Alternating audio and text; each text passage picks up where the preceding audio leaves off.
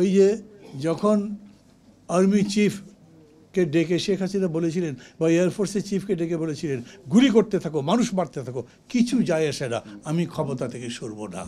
ওরা তখন বলেছিলেন আর এটা সম্ভব হবে না প্রধানমন্ত্রী, কারণ একটা মরে তো 4টা দাঁড়ায়, একটা মরে তো 10টা দাঁড়ায়, কটা মারবেন আপনি, এই কাজ করা যাবে না। এবং এতেই তো তাদের পতন হলো। সেই সময় কি তারা ভাবতে পেরেছিলেন যে এরপরে কীরকম সরকার করতে হবে? 5 তারিখ দুপুরবেলা আমি ফোন পেয়েছি, আমাকে বলা হয়েছে সেনাপতি, যিনি প্রধান সেনাপতি আমাদের দেশের, তিনি ডাকছেন সবাইকে, কথা বলবেন। আমি গেছি, কিন্তু যেতে যেতে রাস্তার মধ্যে মানুষ আমাকে দেখে আর হই হই করে। শুধু 2 নম্বর গুলশান থেকে ওই জাহাঙ্গীর গেট যেতে যেতে আমার 3 ঘন্টা লেগেছে। আমি গিয়ে মিটিং পাইনি। পরে আপনারা কেউ কেউ হয়তো দেখেছেন, এখনও খুঁজে পাবেন ইউটিউবের মধ্যে, আসিফ নজরুল বলেছেন তাকে যারা যারা দায়ী করেছেন যে উনি কি করেছেন, তখন উনি বলেছেন আমরা যারা বসেছিলাম তাদের কারো মাথার মধ্যে একটি বিপ্লবী সরকার ছিল না। থাকলে তো বলতো। যেদিন শপথ দেওয়া হচ্ছে সেই শপথ অনুষ্ঠানে আমি ছিলাম, মানে সন্ধ্যার দিকে তো আমরা গেছি বঙ্গভবনে, কথা বলেছি, সেইখানে কীরকম করে সরকার হবে তার প্রস্তাব আমরা কেউ দিতে পারিনি ঠিক মতো, আমার নিজের মাথাও ছিল না। আর একটা কথা বলি, খোলা মনেই বলি, 5 তারিখ সকালেও আমাকে 2-3 জন ফোন করেছেন, ভাই কিছু হবে, সত্যি সত্যি কি হবে, এই যে ছেলেরা এইভাবে জীবন দিচ্ছে। আমি রাজনীতি করি তো, মানুষকে সব সময় চাঙ্গা রাখতে হবে, মানুষকে উৎসাহিত রাখতে হবে। আমি বলেছি নিশ্চয়ই হবে, অন্যায়ের বিরুদ্ধে লড়াই, ন্যায়ের সঙ্গে তো আমরা একদিন জিতবো, কিন্তু মনের মধ্যে মনে হচ্ছে কয়দিনে জিতবো, কবে, এইভাবে অকাতরে জীবনদান, এ কি সোজা কথা নাকি? এটা জেতা যাবেই। আমি নিজেও অতখানি দৃঢ় নই, হয়তো আরও কেউ আছেন আরও দৃঢ় ছিলেন আমার চাইতে, আমি অতখানি ছিলাম না। আর ছিলাম না বলে বলতে পারিনি, সেই জন্যে আমার মাথার মধ্যে এটাও ছিল না যে যদি সরকারটা চলে যায়, কারণ সরকার যে যাবেই 2-1 দিনের মধ্যে তা তো বুঝতে পারছি না, যদি সরকার চলে যায় তাহলে আসবে কে, সেই ধারণা আমার মাথায় ছিল না। এবং আমি আপনাদের কাছে বলি কারো মাথায় ছিল না। যদি থাকতো তাহলে যখন প্রধান সেনাপতি ডাকলেন তখনই তো বলতে পারতেন এইভাবে একটা সরকার করেন। শপথ দেওয়ার দিনে দেখলাম রাজনৈতিক চিন্তক যিনি আছেন ফরহাদ মাজার, আরও অনেক বিষয়ে তার সাথে আমার দ্বিমত আছে, কিন্তু উনি নাকি বলেছেন এই শপথ হওয়া উচিত শহীদ মিনারে, এবং শপথ গ্রহণ করাবেন যিনি, তিনি রাষ্ট্রপতি হতে পারবেন না, একটা দিনমজুর সাধারণ মানুষ হোক, কারণ এটা বিপ্লবী সরকার।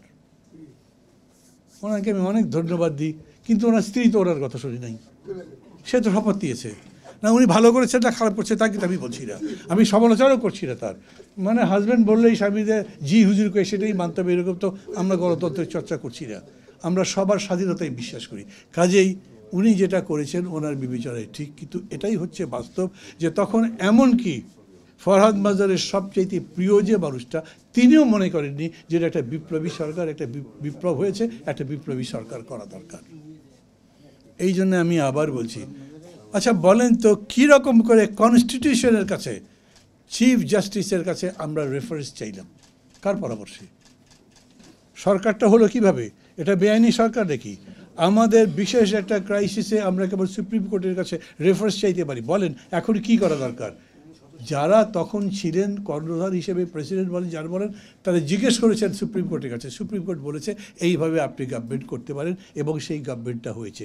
That is a constitutional government, তাই তো? এটা বিপ্লবী সরকার নয়।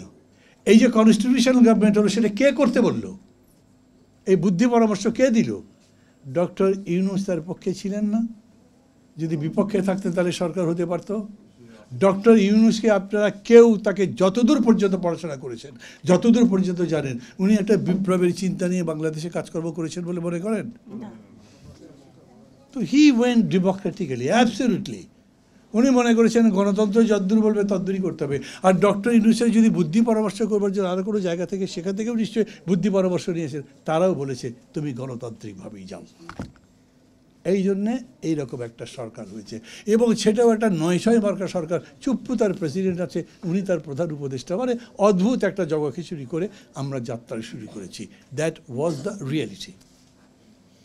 খারাপ লাগতে পারে আপনাদের, কিন্তু এটাই রিয়েলিটি ছিল। এবং আজকে বলছি, আপনারা চাইবেন, এই ছাত্ররা, এই শিক্ষার্থীরা বলছে না তারা এগুলো বাদ দিতে চায়? 3 জন উপদেষ্টা নিয়ে করেছিল, হুলস্থুল লাগিয়ে দিয়েছিল না? কিছু করতে পেরেছে? রাষ্ট্রপতিকে সরাবার জন্য আন্দোলন শুরু করেছিল না?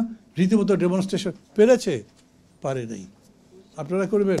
সরকার পার্টি করবেন নাকি কাল থেকে একটা আন্দোলন করার জন্য যে বিপ্লবী সরকার করা হোক, আগামী 1 মাসের মধ্যে করে জিততে পারবেন? যদি না পারেন তখন সবাই ভাববে যে অহৈতুক কাজকর্ম করে। মানুষ কিন্তু বড় বিচিত্র জিনিস, মানুষের চাইতে বিচিত্র কিছু নাই, কারণ human brain is the most develop thing, তাই তো? মানুষের মস্তিষ্কের মতো এত উন্নত বস্তু আর কিছু নাই, আর সেজন্য সেটা সবচেয়ে জটিল। মানে আপনার ডেভেলপমেন্টের প্রসেসটাই হচ্ছে from simple to difficult thing, from simple to complex thing, এটাই হয়। যত উন্নত জিনিস হবে তত তার অনেকগুলো জটিল প্রক্রিয়াকে নিজের অন্তর্গত করবার মতো শক্তি থাকতে হয়, তা নাহলে সেটা হতে পারে না। অতএব মানুষও যখন মনে করবে আপনি তো ভালো আছেন, যেমন আমি প্রথম ইলেকশনে দাঁড়িয়েছি, আমি বক্তৃতা করি, টিভিতে আমাকে মাঝে মাঝে দেখায়, লোকজন শোনে আমার এলাকাতে প্রথমবার ভোটের সময়, শুনে ভাবে বাবা এই এত বড় একটা নেতা কোথায় ছিল একদিন। আমাকে জিজ্ঞেস করে, আচ্ছা ঠিক আছে আপনাকে তো বুঝছি আপনি একটা যোগ্য লোক, কিন্তু আপনাকে ভোট দিলে লাভ কি? আপনি গভর্নমেন্ট বানাতে পারবেন? গভর্নমেন্ট বানাবো কেমন, আমার তো অত মেজর এমপি তো হবে না, আবার দল তো নতুন। হয়তো আমি গভর্নমেন্টে যদি বানাতে না পারি, তা গভর্নমেন্টের ভোট, খেয়াল করেন, গ্রামের লোক আমাকে বলছে তো গভর্নমেন্টের ভোট, তা আপনাকে ভোট দিয়ে আবার কী লাভ? আপনি তো গভর্নমেন্ট বানাতে পারবেন না। এই যে একটা মানুষের সাধারণ জ্ঞান মানে অসাধারণ, যে জ্ঞান আমরা সবাই আনতে পারি না, আমাদের বুঝতে অসুবিধা হয়। আমি সেই কারণে বলছি আজকে মানুষের কাছে এই সংকট নাই, কিন্তু এটা কি বিপ্লবী সরকার না গণতান্ত্রিক সরকার, কোন পথে যাবে? যেরকম করে বললেন, সংকট তার জিনিসপত্রের দাম কমে না, সংকট তার ইকোনমিক্স মানে হচ্ছে এভরিডে বিজনেস অফ লাইফ, সেই দৈনন্দিন জীবনযাপনে তার বড় কষ্ট হয়, সে এটার পরিবর্তন চায়। সে কনস্টিটিউশনে কী কী পরিবর্তন আনছেন, তাতে কত গণতন্ত্র হচ্ছে, আমি কত কথা বলবার অধিকার পেলাম, আমার মৌলিক অধিকার গণতান্ত্রিক অধিকার কতখানি স্বীকৃত হলো, এগুলো নিয়ে মানুষ বোঝেও না, ভাবেও না।